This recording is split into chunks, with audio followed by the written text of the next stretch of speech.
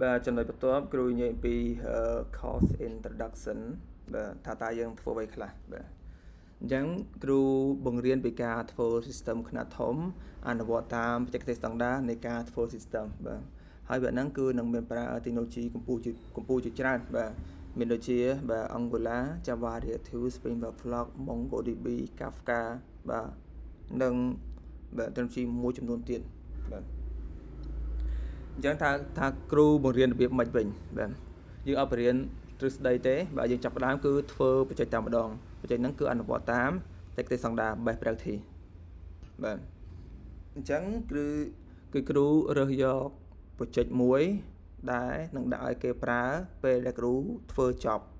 បាទដាក់ប្រើនៅស្រុកខ្មែរឲ្យល្បីតែម្ដងណាបាទគឺបាទ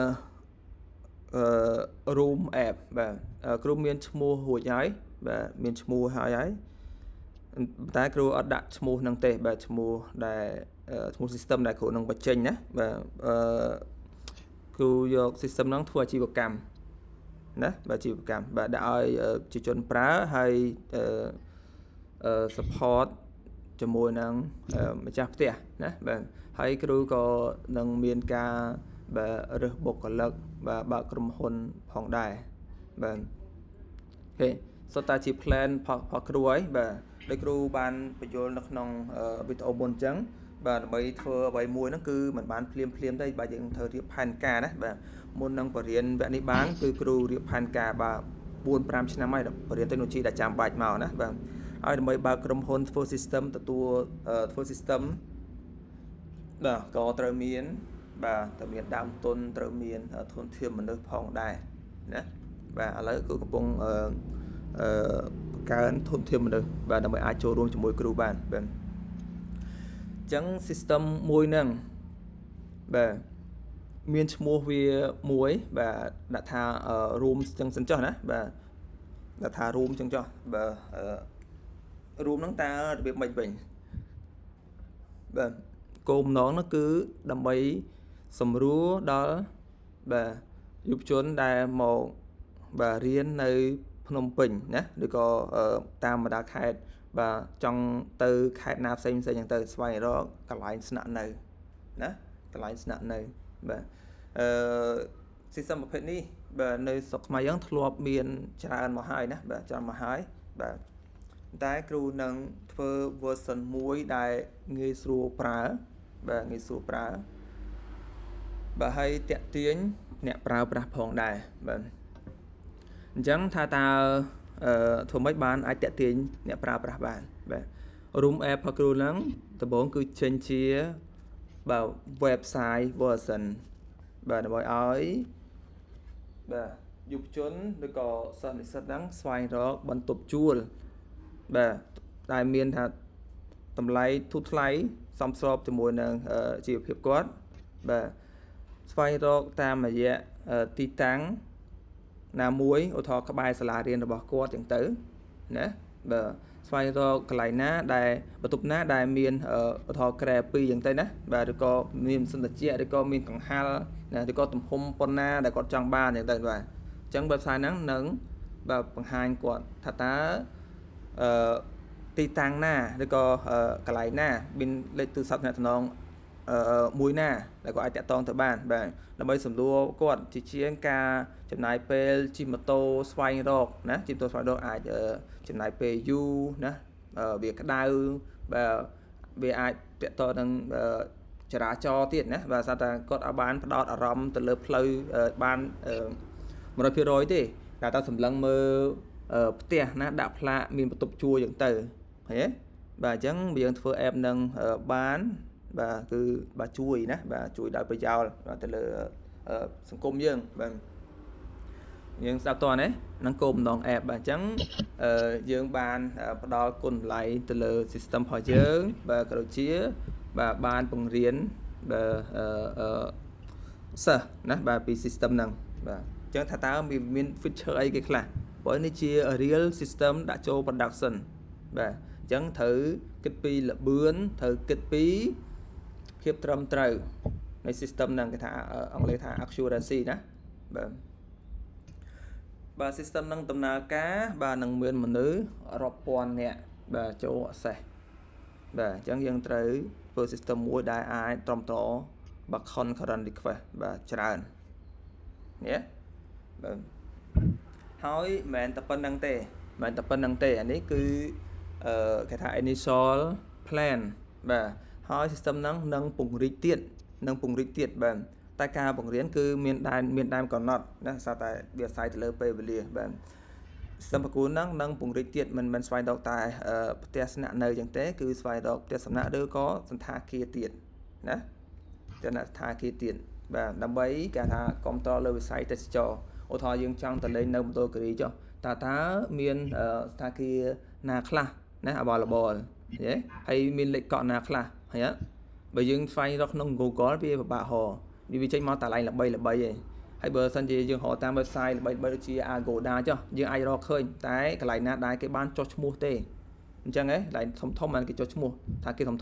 តែចំពោះផ្ទះស្នាក់តូចគឺអត់មានទេអត់បានចុះឈ្មោះក្នុងហ្នឹងទេតែបាទអញ្ចឹង system របស់យើងនេះគឺ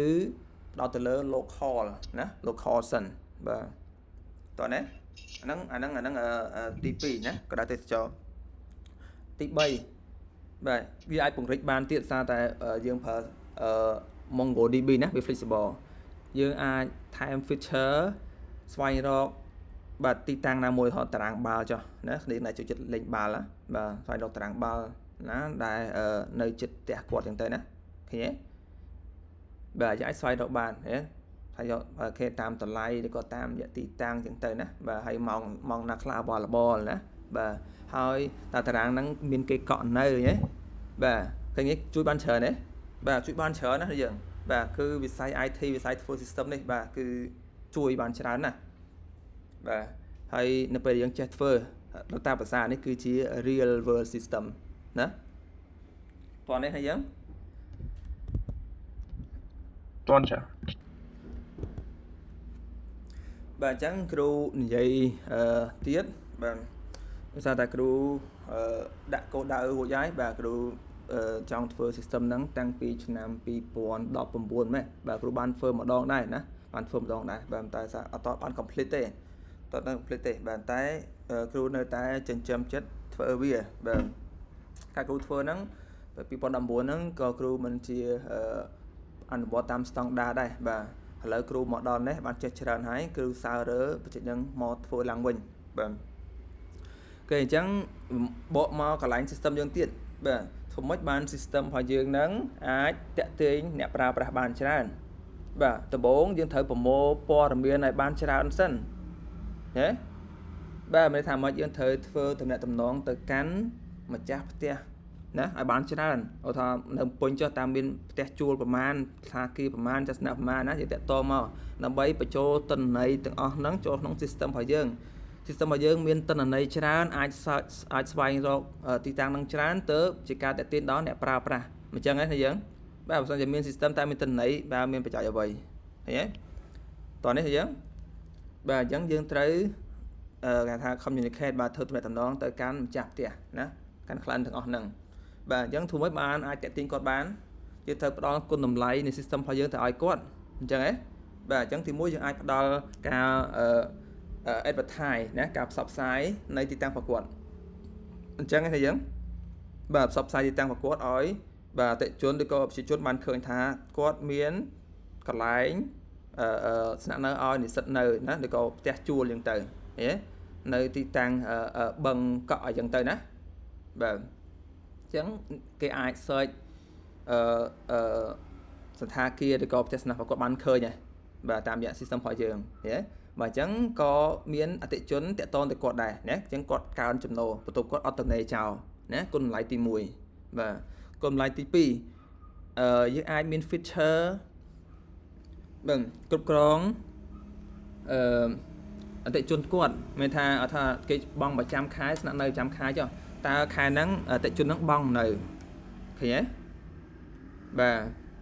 ហើយបើយើងអាចធ្វើទំនាក់ទំនងបន្តទៀតបង់លុយតាមធនាគារណាមានថាគាត់បង់លុយតាម app alert ដល់ខែអញ្ចឹង alert ប្រាប់គាត់ថាត្រូវបង់ប្រមាណទឹកភ្លើងអីប្រមាណហើយបង់តាម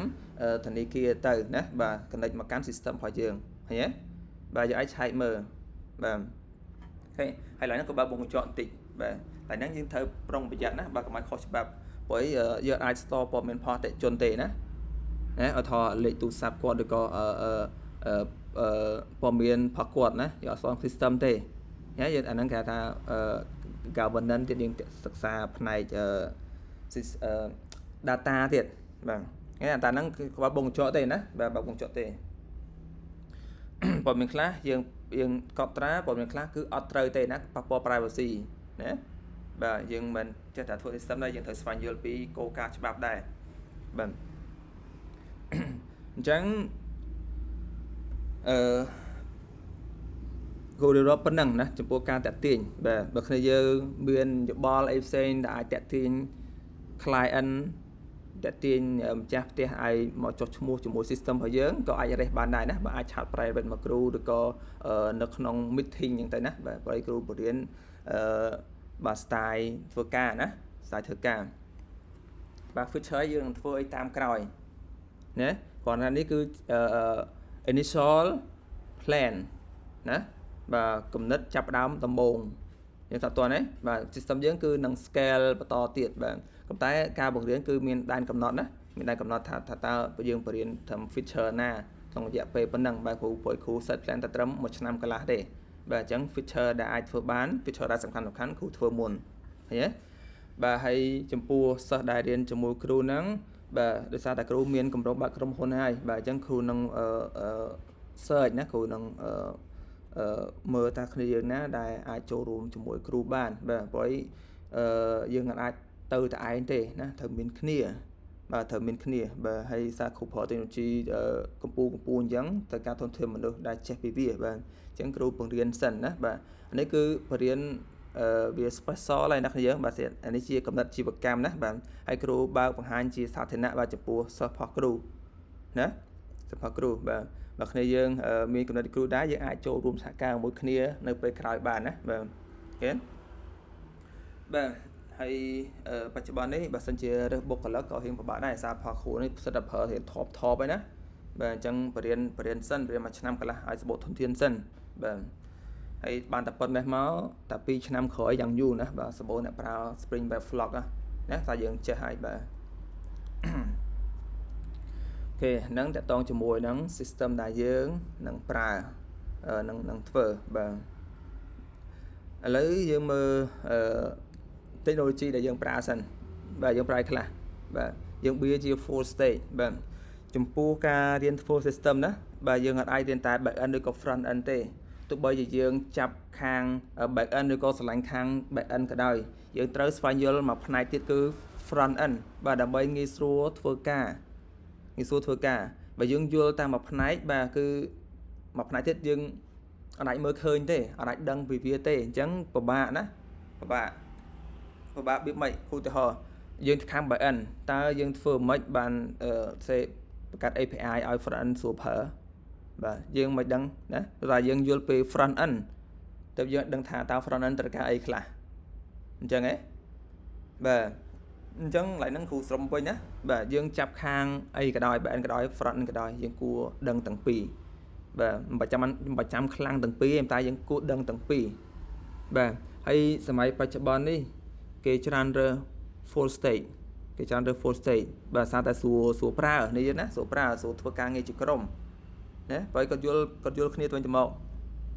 តើណាបាទហ្នឹងជាគោលបំណងមួយដែរដែលគ្រូបង្រៀនធ្វើ system បែបហ្នឹងបាទគឺ full stage បាទអញ្ចឹងយើងនឹងប្រើ Angular Metadata បាទ OJS ណា NGOX អានេះ server side event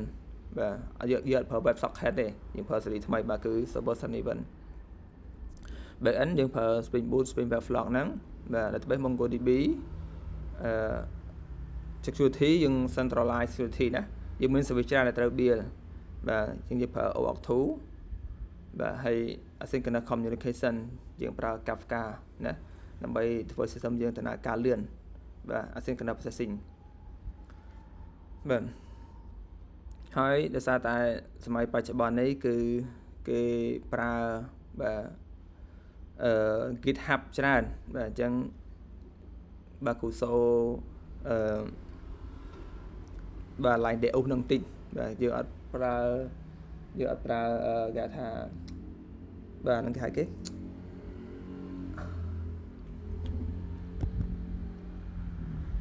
Jenkins បាទគូចង់ផ្លេចឈ្មោះយើងអត់ប្រើ Jenkins ទេយើងប្រើ GitHub Action បាទយើង integrate ជាមួយនឹង SonarQube ណាបាទពេលយើងមក code យើងហើយគឺវា auto build auto deploy តែម្ដងណាបាទយើង connect ជាមួយ SonarQube នេះដើម្បីឆែកមើលគុណភាព code របស់យើងបាទវាត្រូវមានលក្ខខណ្ឌបាទតែមាន unit test ដែល cover code របស់យើងយ៉ាងតិចណាស់ 80% ណាបាទមិនមែនឲ្យចេះតែសេហើយពុះទៅបានទេណាត្រូវឆ្លងកាត់កងពាន់ត្រួតពិនិត្យគុណភាពបាទ SonarQube បាទហើយ deployment នេះគឺយើងបាទ Docker Kubernetes ចឹងទៅបាទ